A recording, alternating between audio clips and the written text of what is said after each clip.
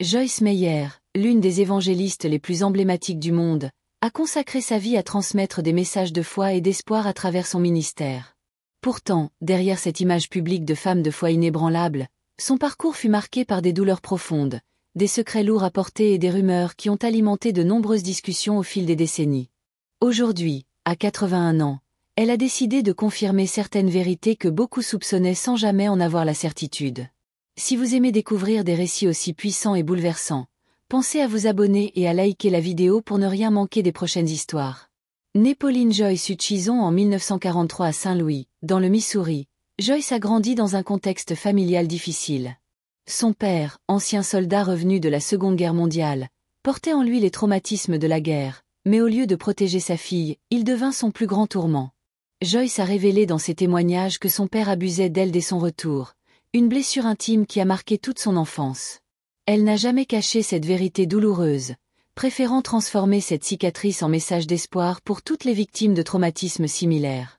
L'adolescence de Joyce fut une succession de luttes intérieures. Elle aurait pu sombrer, se laisser détruire par les ombres de son passé, mais au contraire, elle trouva refuge dans la foi.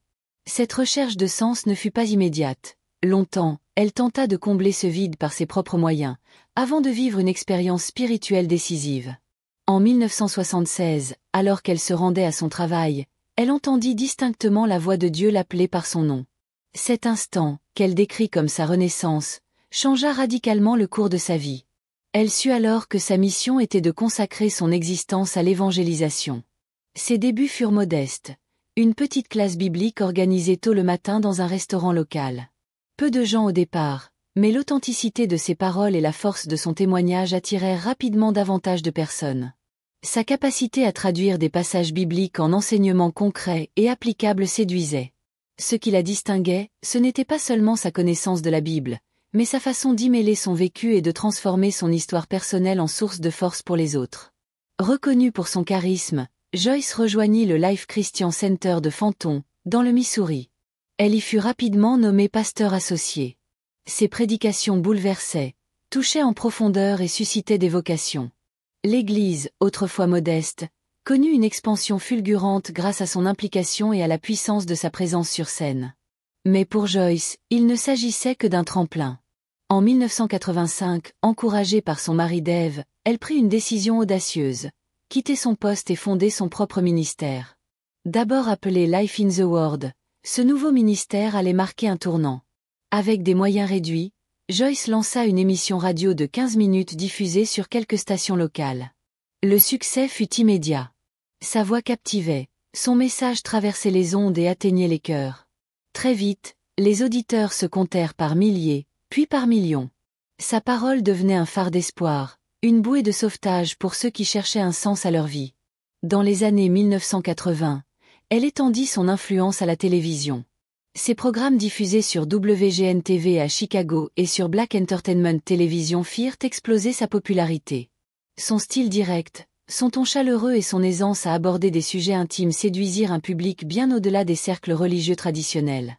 Elle n'hésitait pas à parler de pardon, de blessures intérieures, de luttes quotidiennes, donnant aux téléspectateurs le sentiment qu'elle comprenait réellement leur combat.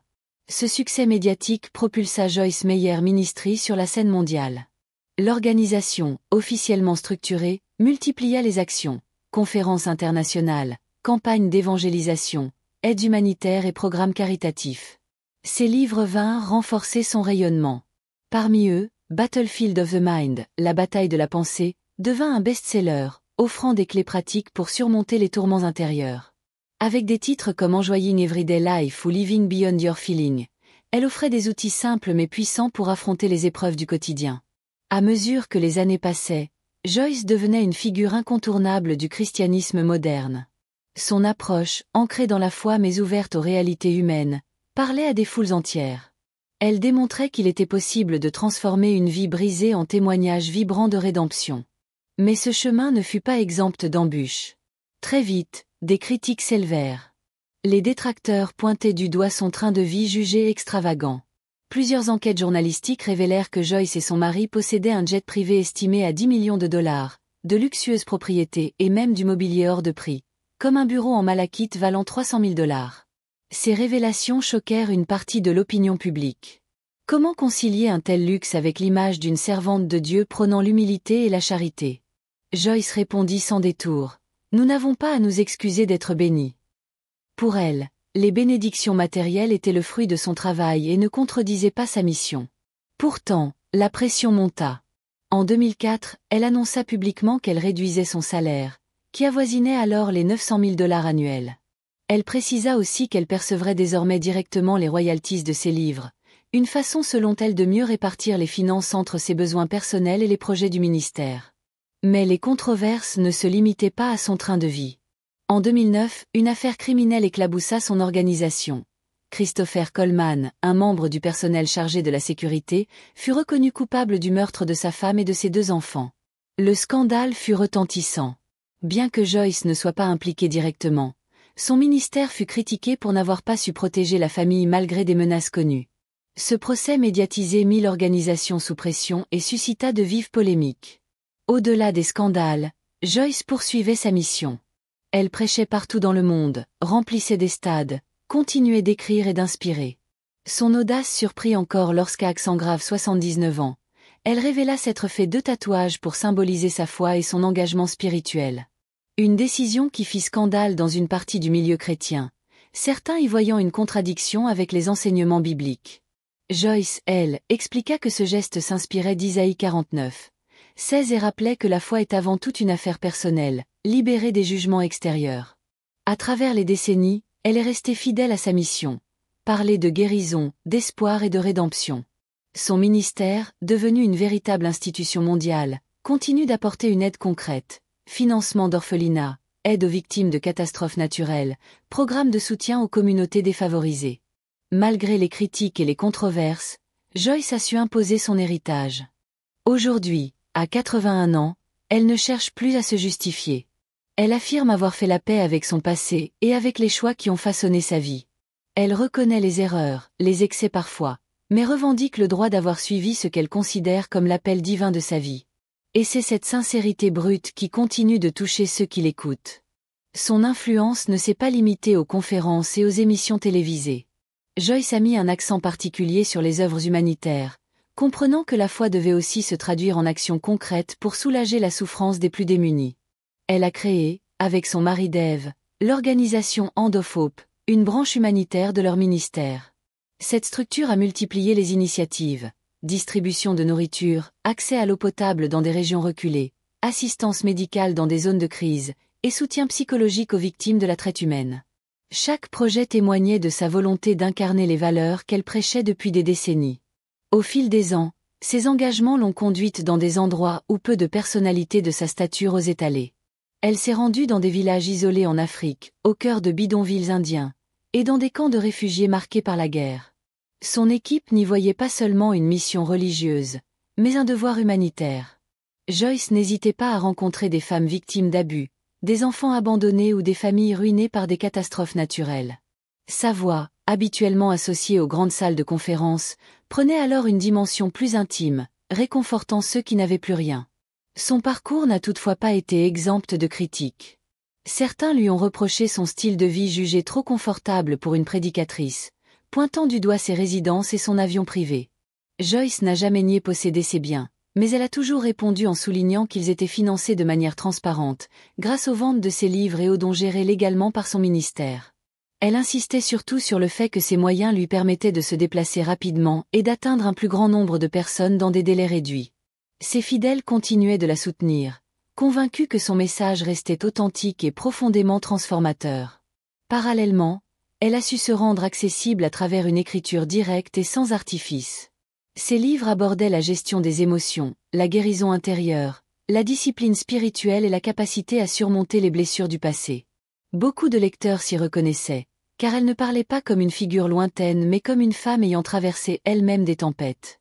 Chaque chapitre respirait l'authenticité, rappelant à ses lecteurs qu'il n'était pas nécessaire d'être parfait pour être utile, et que la transformation personnelle passait par des pas progressifs, souvent accompagnés de rechutes, mais toujours guidés par l'espérance.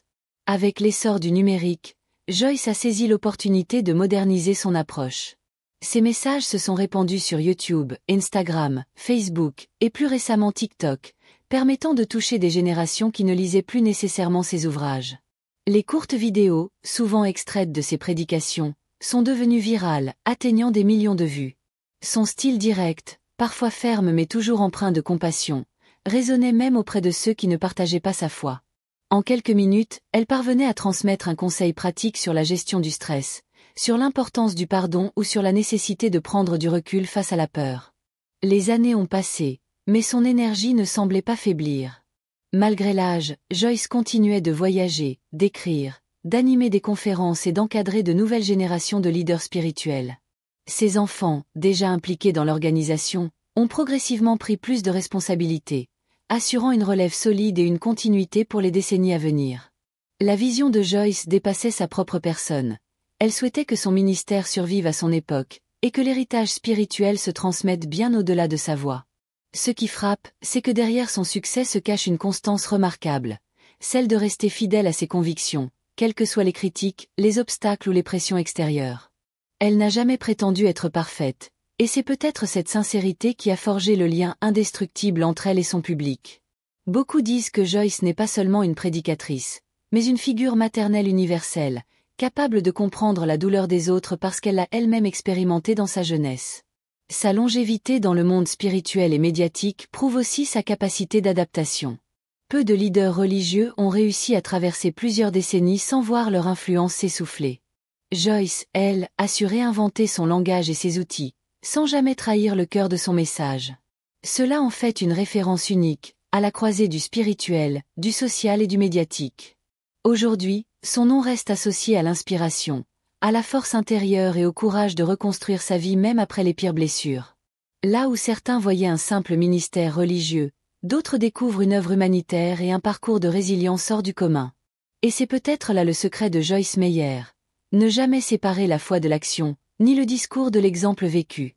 Si son histoire vous a inspiré et que vous souhaitez découvrir d'autres récits aussi marquants, n'oubliez pas de vous abonner à la chaîne et de liker cette vidéo pour ne rien manquer des prochaines.